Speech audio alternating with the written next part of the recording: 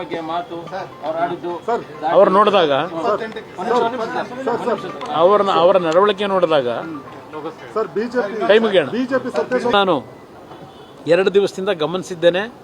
ನಿನ್ನೆ ಚಿಕ್ಕಬಳ್ಳಾಪುರದಲ್ಲಿ ನಡೆದಿರತಕ್ಕಂಥ ಘಟನೆ ಏನಿದೆ, ನಾನು ರಾಜ್ಯದ ನನ್ನ ಕಾರ್ಯಕರ್ತರಿಗೆ ಹೇಳಲಿಕ್ಕೆ ಬಯಸ್ತೇನೆ, ಪ್ರಚೋದನಾಕಾರಿ ಹೇಳಿಕೆಗಳಿಗೆ ಉದ್ರೇಕಕ್ಕೆ ಒಳಗಾಗಬೇಡಿ.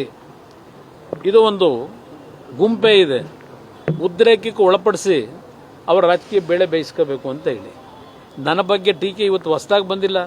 ನಮ್ಮ ಕುಟುಂಬದ ಬಗ್ಗೆ, ದೇವೇಗೌಡರ ಬಗ್ಗೆ ಇದೇನು ಹೊಸದಾಗಿ ಟೀಕೆ ಮಾಡ್ತಕ್ಕಂಥದ್ದಲ್ಲ. ಇದು ನಡೀತಾ ಇದೆ, 50-60 ವರ್ಷಗಳಿಂದ ನಡೀತಾ ಇದೆ.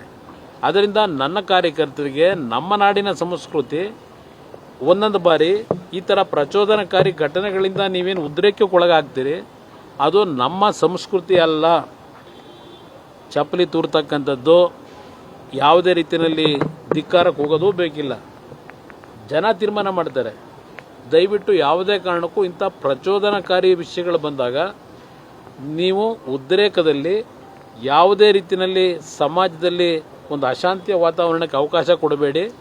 ಅದು ಏನೋ ನಿನ್ನೆ ನಡೆದಂಥ ಘಟನೆ ಏನಿದೆ, ನನ್ನ ಕಾರ್ಯಕರ್ತರಿಗೆ ಮತ್ತೊಮ್ಮೆ ಮನವಿ ಮಾಡೋದು ನಮ್ಮ ಮಾಧ್ಯಮದ ಮುಖಾಂತರ, ಇಂಥ ಒಂದು ಸಂದರ್ಭಗಳಲ್ಲಿ ನೀವು ಸ್ವಲ್ಪ ಮಾನಸಿಕವಾಗಿ ಒಂದು ಒಳ್ಳೆಯ ರೀತಿಯಲ್ಲಿ, ಶಾಂತ ರೀತಿಯಲ್ಲಿ, ಸಮಚಿತ್ತ ಭಾವದಿಂದ ಇವತ್ತು ತಾವು ಇಂಥ ವಿಷಯಗಳ ಸಂದರ್ಭದಲ್ಲಿ ನಿಮ್ಮ ನಡವಳಿಕೆ ಇರಬೇಕು ಅಂತಕ್ಕಂಥದ್ದನ್ನು ನನ್ನ ಎಲ್ಲ ಕಾರ್ಯಕರ್ತರಿಗೆ ಮನವಿ ಮಾಡ್ತೀನಿ.